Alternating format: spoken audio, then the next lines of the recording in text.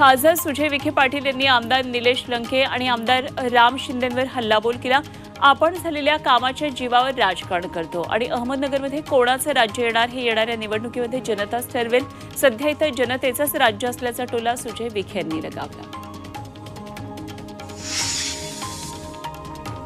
मराठा आरक्षण विधेयक विधानसभेमध्ये एकमताने मंजूर झालं, त्यामुळे मराठा समाजाला 10% आरक्षण मिळणार आहे। मराठा समाजाला कायद्यामध्ये टिकणारं आरक्षण मिळेल अशी ग्वाही मुख्यमंत्री एकनाथ शिंदे यांनी दिली आणि या आरक्षणामुळे ओबीसींवर अन्याय होणार नाही असे त्यांनी स्पष्ट केलं। दिलेल्या आश्वासनाची पूर्तता केल्याचं समाधान असल्याचंही ते म्हणाले।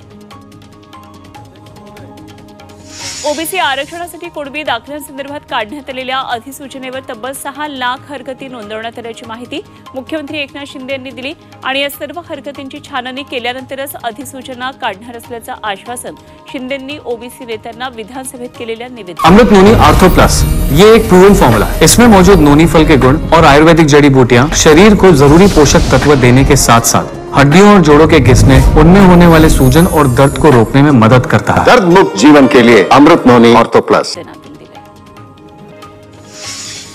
राज्यात मराठा लोकसंख्या 28% असताना सरकारनं 10% आरक्षण कसं दिलं असा प्रश्न आमदार रोहित पवारांनी केला।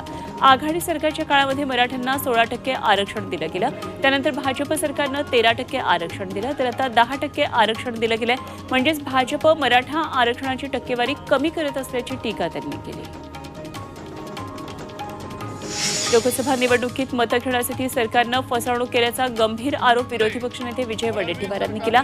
2 वेळा मराठा आरक्षण टिकलं नाही आणि आता तिसऱ्या वेळी सुद्धा कायद्याच्या निकषात टिकणारं हे आरक्षण नाही असा आरोप वडेट्टीवार यांनी केला।